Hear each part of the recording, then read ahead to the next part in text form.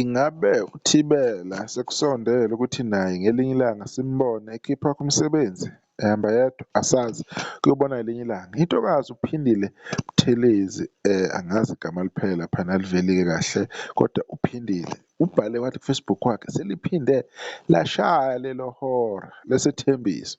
Ngithi anginethulele uThibela soka le ntombi impungose engisebenze naye kulo msebenzi ozophuma Friday lo isiya kuwo. Isihloko sale ngoma sithi izinkinga zomhlaba. Uzojabula, kusetshenzwe kakhulu ukuzimisela. Sicela uthando lwenu ngazwa kwethu, ngaphandle kwenu asilutho. Nayo intokazi laphana uPhindile Buthelezi, ingoma ithi iy'nkinga zothando, shuthi isingile itholakala kona wonke ama-online digital platforms or digital stores, sibaloba no-iTunes, Spotify, Deezer, YouTube Music, Audio Mac nezinye nezinye.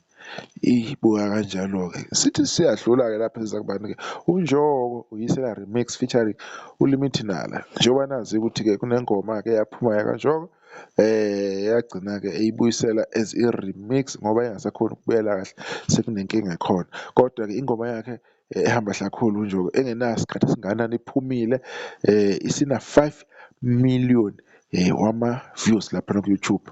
Ngiyacabanga ayidedela ngawo uMay if angiphazami, if ngiphazama-ke abantu sebeyongilungisa-ke lapho.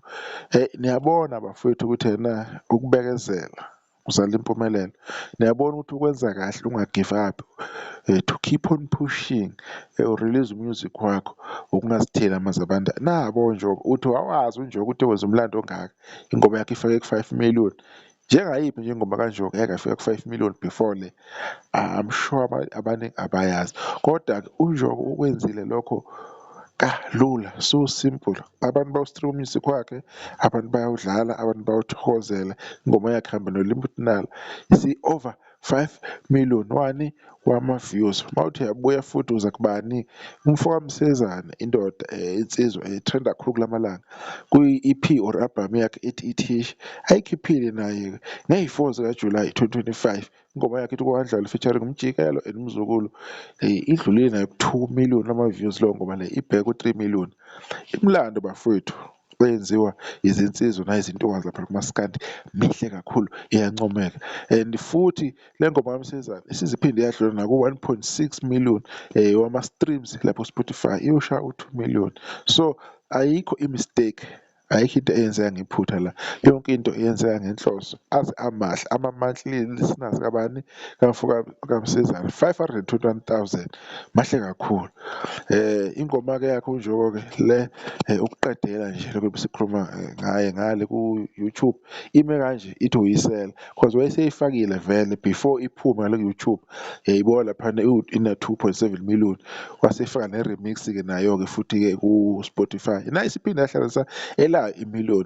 Le nsizwa yakaNjoko isebenza kahle kakhulu bafowethu, qhubekeni basaphote abafowethu odadewethu, nayo imisebenzi yabo iyeza, izinto ezinhle sisazoyibona. Asazi ukuThibela ukuthi mhlawumbe ngabe lokhu kuchaza izinto ezinhle yini ezosondela empilweni kaThibela. uThibela sesebenza isikhathi eside, esebenza kahle noKhuzani umfoka Mpungose ongumfowabo, basebenza kahle kakhulu laphana-ke. If bekhipha-ke umsebenzi wakhe uKhuzani, asazi-ke silindele-ke sibone ukuthi-ke kugcina kuphetha kanjani, kodwa ngiyacabanga ukuthi-ke uzoba muhle lo msebenzi abazowukhipha. Ngiyacabanga abantu bazowuthokozela and abantu bamagange ukuthi-ke bawuthole, bese bayawulalela. Sizophinde sibuye futhi mhlawumbe mase uphumile sizoveza ukuthi yena uhamba kahle kangakanani, kodwa ningakhohlwa lezi nsizwa zenza kahle laphana online, isebenza kahle kakhulu.